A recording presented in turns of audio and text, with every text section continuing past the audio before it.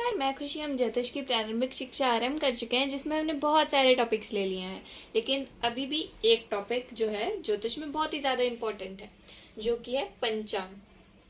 अब हम इसके बारे में विस्तृत जानकारी जानना चाहेंगे हमारा गुरुदेव द्वारा। तो कृपया करके हमारे गुरुजी अपने श्रीमुख से हमारा मार्गदर्शन करें। धन्यवाद। गुरुजी, कृपया करके हमारा मार्गदर्शन करें। धन्यवाद। जय सीताराम। खुशी जी, आपने ज्योतिष के बहुत सारे अंक निकाले, उसमें से अब जा करके आपने प्रमुख बिंदु को ध्यान में रखा है। इस सीरीज का नाम है पंचांग। कहा गया है तिथि वारम च नक्षत्रम योग करणमेव च यतरेतत् पंचकं स्पष्टम पंचांगम तन्निगद्यते। भारत में 5 प्रकार से दिन लिखे जाते हैं, अतः यही काल गणना को पंचांग यानी 5 अंग कहते हैं। ये अंग हैं तिथि। चंद्रमा का प्रकाश 15 दिन तक बढ़ता है, जिसको शुक्ल पक्ष, जिसमें से प्रतिपदा से लेकर के पूर्णिमा तक की तिथियां हैं, और कृष्ण पक्ष में 15 दिनों तक चंद्र का प्रकाश घटता है। इसमें 15 से 30 तिथियां हैं, जिसको कृष्ण पक्ष कहा जाता है। वार के क्रम में 7 वार क्रम ग्रहों के नाम पर ही हैं, जैसे कि रवि, सोम, मंगल, बुध, गुरु, शुक्र, शनि। नक्षत्रों में आपने पहले भी चर्चा किया है। नक्षत्र चंद्रमा 27.5 दिन में पृथ्वी का चक्कर लगाते हैं। एक दिन में आकाश के जितने भाग में चंद्र रहता है, उसका नक्षत्र है 360 अंश के वृत्त को 27 में बांटने पर एक नक्षत्र 13 अंश का है। चंद्र जिस नक्षत्र में रहता है, वह उस दिन का नक्षत्र हुआ। योग, चंद्र तथा सूर्य की गति का योग करके नक्षत्र के बराबर दूरी करने का समय योग है। यह 27 योग 25 दिन में पूरा होते हैं। करण, तिथि के आधे भाग को करण कहते हैं। तिथि चंद्रमा की एक कला को तिथि माना जाता है। इसका चंद्र और सूर्य के अंतरांशों से के मान 12 अंशों के होने से एक होता है। जब अंतर 180 अंशों का होता है, उस समय को ऋणमा कहते हैं। जब यह अंतर 0 यानी कि 360 अंशों का होता है, उस समय को अमावस कहते हैं। 180 अंश को क्या कहते हैं? पूर्णिमा कहते हैं। और 360 अंश को क्या कहते हैं? अमावस कहते हैं। यानी कि एक मास में 30 तिथि कहते हैं। 15 तिथि कृष्ण पक्ष के और 15 तिथि शुक्ल पक्ष की। इनके नाम इस प्रकार से हैं: प्रतिपदा, द्वितीया, तृतीया, चतुर्थी, पंचमी, षष्ठी, सप्तमी, अष्टमी, नवमी, दशमी, एकादशी, द्वादशी, त्रयोदशी, चतुर्दशी, पूर्णिमा। और फिर अंत में 14 तिथियों के बाद अगले पक्ष में जो 15वां तिथि आएगा, उसको पूर्णिमा के स्थान पर अमावस्या नाम से जाना जाता है।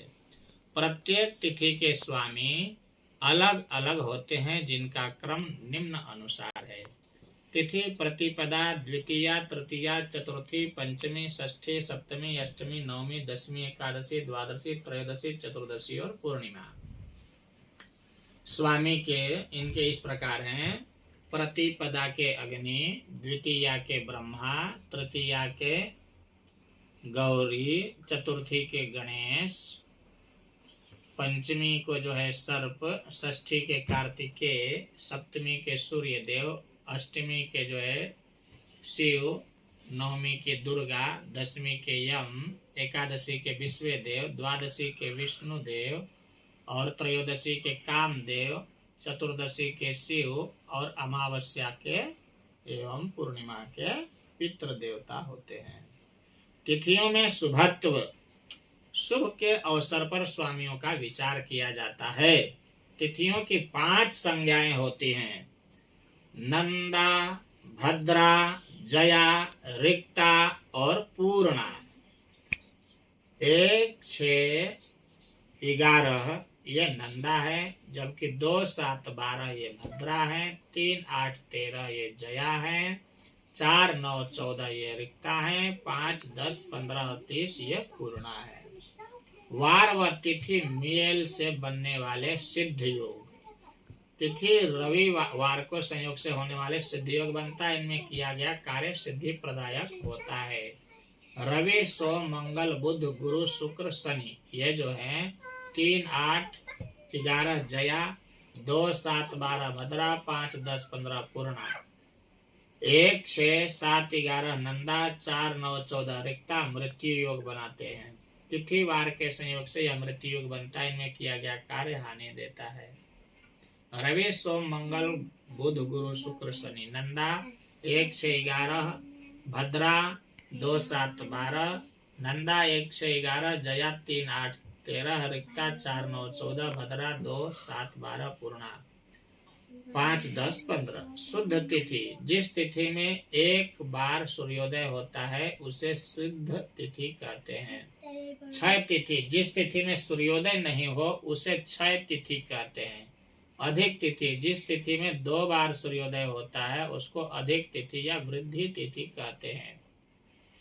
गंडान तिथि 5, 10, 15 यानी पूर्णा तिथि समाप्ति 1, 6, 11 नंदा तिथि के प्रारंभ समय संधि को गंडांत का तिथि कहते हैं। इन दोनों तिथियों को 24-24 मिनट मिलाकर के कुल 48 मिनट को गंडांत समय रहता है। पक्ष रंध्र तिथि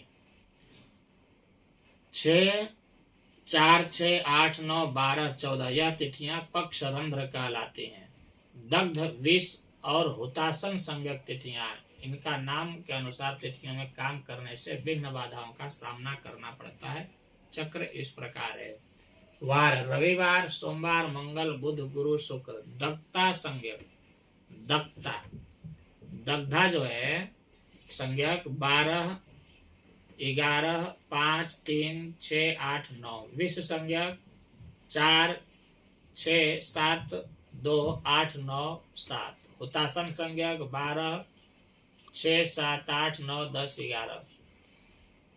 7 मास शून्य तिथियां, चैत्र में दोनों पक्षों की अष्टमी व नवमी, वैशाख में दोनों पक्षों की द्वादशी, ज्येष्ठ में कृष्ण पक्ष की चतुर्दशी, शुक्ल पक्ष की त्रयोदशी, आषाढ़ में कृष्ण की षष्ठी और शुक्ल की सप्तमी, श्रावण में दोनों पक्षों की द्वितीया और तृतीया, भाद्रपद के दोनों पक्षों की प्रतिपदा और द्वितीया, आश्विन में दोनों पक्षों की दशमी और एकादशी, कार्तिक में कृष्ण पक्ष की पंचमी, शुक्ल की चतुर्दशी, माघ में कृष्ण पक्ष की पंचमी, शुक्ल की षष्ठी और फाल्गुन में कृष्ण पक्ष की चतुर्थी और शुक्ल पक्ष की तृतीया। यह मास शून्य तिथियां होती हैं। मास शून्य तिथियों में कार्य करने से सफलता प्राप्त नहीं होती है। अब हम बात करते हैं वारों के ऊपर। एक सूर्योदय से दूसरे दिन के सूर्योदय तक की कालावधि को वार कहते हैं। वार 7 होते हैं। पहला रविवार, दूसरा सोमवार, तीसरा मंगलवार, चौथा बुधवार, 5वां गुरुवार, 6वां शुक्रवार, 7वां शनिवार। सोम, बुध, गुरु व शुक्र की शुभ और रवि, मंगल, शनि की अशुभ संज्ञा होती है। रविवार को स्थिर, सोमवार को चर, मंगल की उग्र, बुध को मिश्र, गुरु की लघु, शुक्र की मृदु और शनि की तीक्ष्ण संज्ञा होती है। जिस ग्रह के बारे में जो कार्य करने के लिए बताया है वह कार्य अन्य वारों में अभिष्ट वार की काल होरा भी करना चाहिए, जो कभी आगे बताएंगे। अब हम बात करते हैं अगले भाग में नक्षत्रों के बारे में।